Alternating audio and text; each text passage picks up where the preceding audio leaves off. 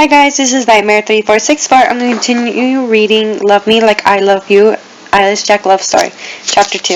Okay, here we go. I stood on top of the roof of John's house, the last person that ever heard Melody. That I haven't killed yet. The sky was cloudless and the stars were sparkling bright, as if it urged me to forward.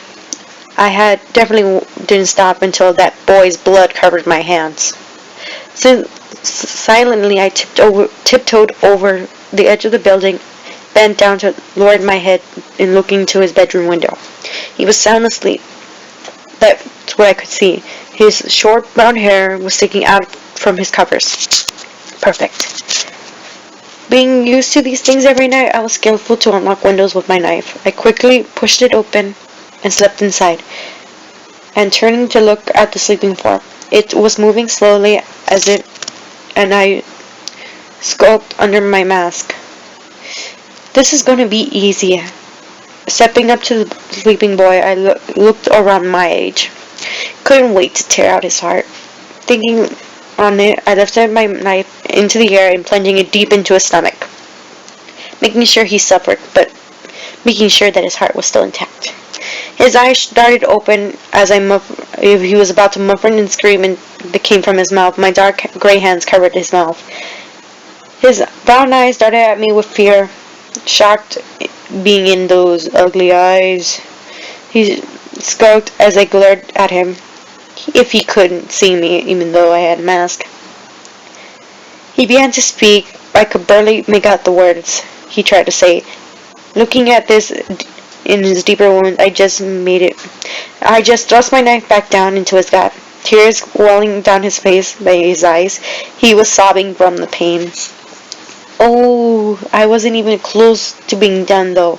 Hearing him speak again, I moved my hand from his mouth, kept my knife inside him. He was coughing and gasping. I was about to speak. Why are you doing this? And who the hell are you? I kept my head and glared down at him as I stood there silently before I answered him.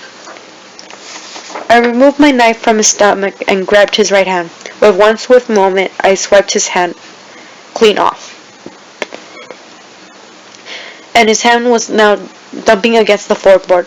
I covered his mouth once again as he began screaming. Blood gushing from his stomach and now handless wrist. The sweet agony he held in his face, the scream was music to my ears, not only for my love of hearing it and seeing it, but knowing it was all for Melody, my angel. I made a promise that no pain will ever come to her. I will destroy these monsters that ever hurt her. The only way to prove it. Laying down, I shoved my knife, this time in his chest, making sure just to avoid his heart. Another agonizing cry coming from him. Keep diving my blade deeper into his chest, I lowered my mask to his left ear and said in a calmly but deadly tone, You know that girl you always push around? The one that you call names and kick her down? Well, she cries every night because of that. Melody. Now this time you could feel her pain. Cry as I tear out your heart. You'll never hurt my angel again. Like lightning hitting the earth, my knife stabbed him in the chest, just avoiding his heart. I yanked down and pulled my knife away, now reaching towards it and ripping open his skin apart. His heart was beating quickly. I shoved my hand in there and grabbed it around the bloody organ. John's tears was heading out as blood started gushing from his body and freezing. His eyes was going dim, but he was still going. I breathed heavily and happily filled my veins. I did it. All the people that whoever hurt Melody are gone. All their blood was dropped by my hands. Their fearful eyes had seen me last, and now I had been to protect my angel. I peeled down at the heart in my hand. It was pumping. I was wondering, would Melody like it? Girls like romantic things, don't they? A smile came on my face as I held the heart close to my chest. Melody. She was covering my mind, her long, river-like dark honey brown hair, her sparkling golden eyes, and her beautiful white smile and pale complexion. I was certainly falling for this heavenly girl. Looking around, I searched for something that I could hold the organ in. John's room was empty of boxes, well, at least something that says romantic. Turning around, I slipped over to John's room and opening it. The hallway was pitch black. Luckily, I'm used to this kind of darkness. I made my way out of John's room and headed towards the hallway. There were some tables with family pictures that would have flower vases and some other trophies, most likely worn by John, as if he needs trophies. I growled at the thought. There were 3 doors in the hallway. Choosing the one that was to my left, I opened it. Didn't make noise. So I continued it. Looking at it, it was a closet. I sighed and turned to the door across one. I opened it and freezing. There was a light squeak. Hearing nothing, but I was pushed the lights open to see my head in. It was a pure, clean white bathroom. Shutting the door, I went to the last one. I slowly walked over to it, watching my footsteps on the boarded floor. As I gasped as the door handle moved, I froze as someone pushed it open. Pulling my hoodie over my mask, I had slipped into the darkness of the corner of the hallway. A woman stepped out, with long curly hair, the same color as John's. She had droopy eyes. For what I can see, she was heading to the bathroom. Then she disappeared inside it. I looked at the opportunity. I went to the door and quickly made my way inside.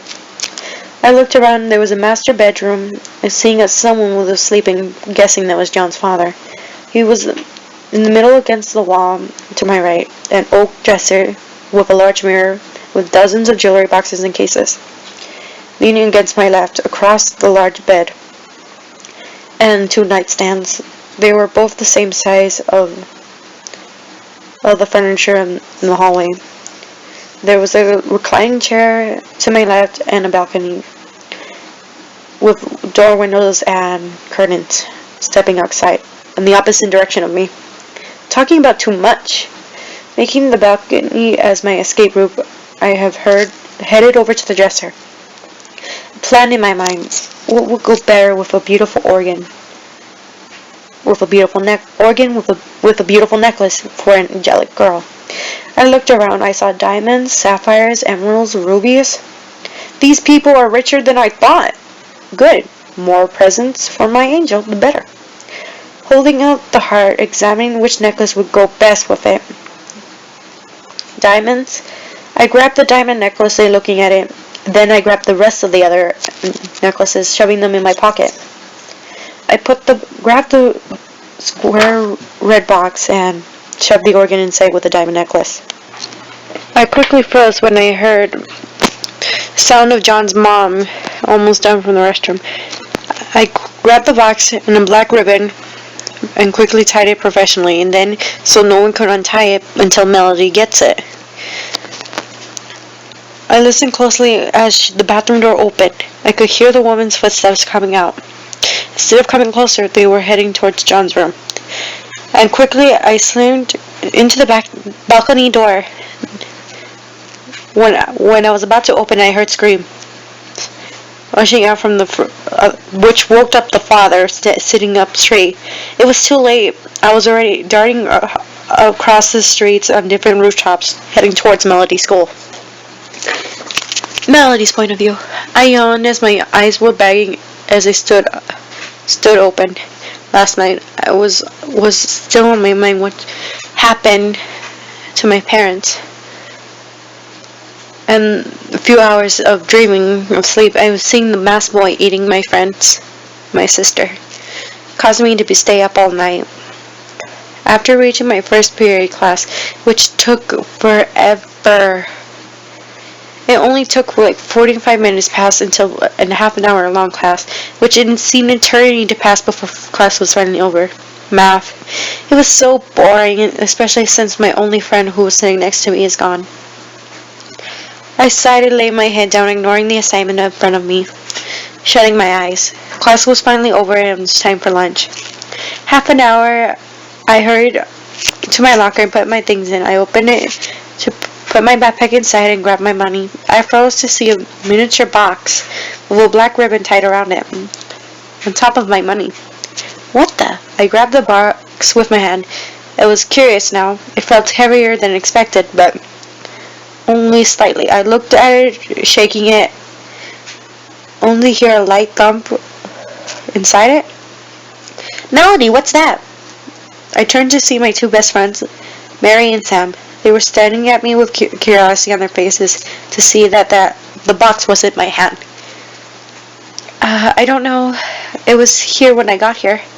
I answered them. Does it have a name tag? Sam asked. As they grabbed the presents, I started looking for a name tag.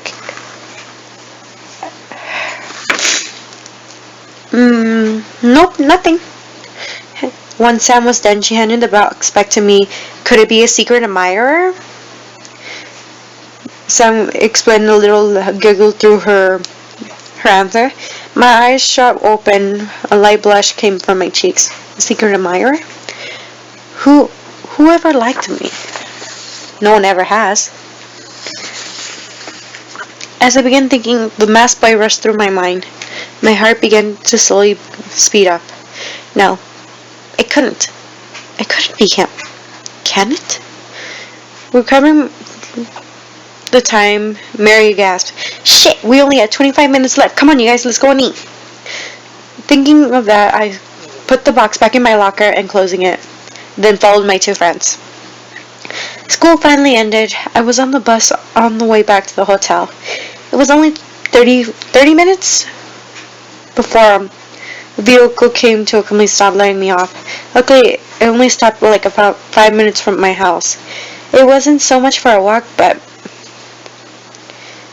I was excited to see the inside of the box. It was excited to see what's inside the box.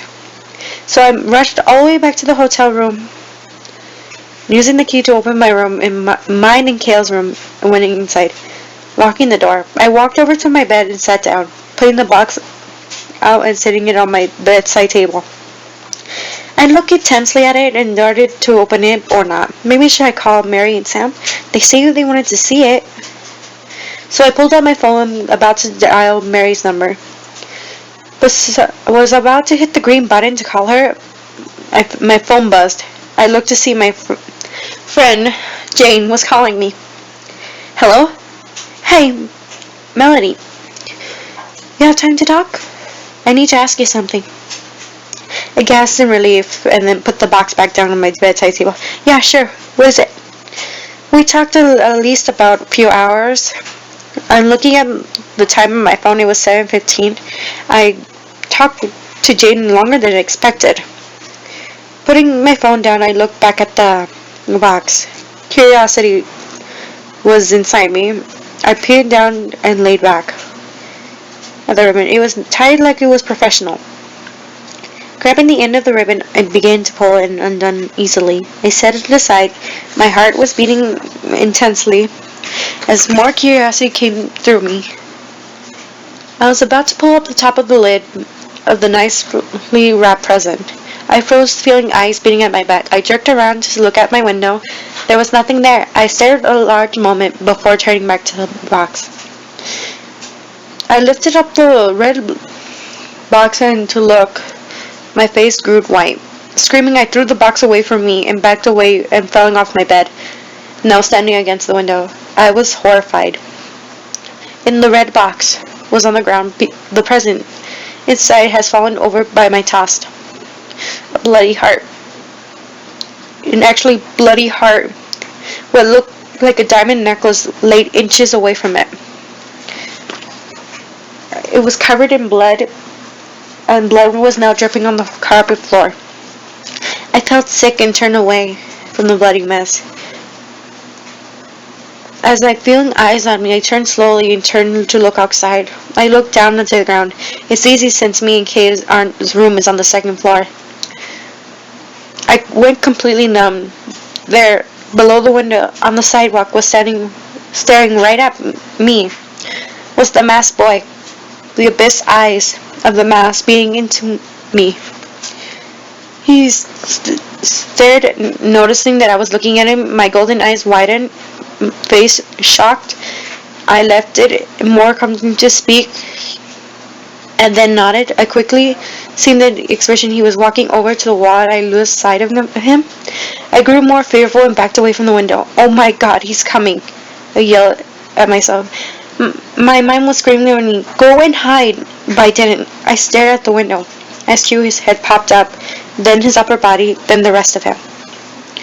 As he carefully placed himself in a comfortable position, then himself staring at me, I could see that he was shaking gently, as quietly as he pushed the window open, as he climbed inside. I backed away for a moment, and then he stood up tall, looming over me. As I stared, my eyes were widened, as widened than usual.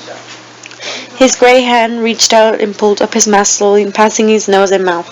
He was giving me a heartwarming smile with sharp teeth, showing after that his hand moved to my face as he stepped closer until I could feel his body heat.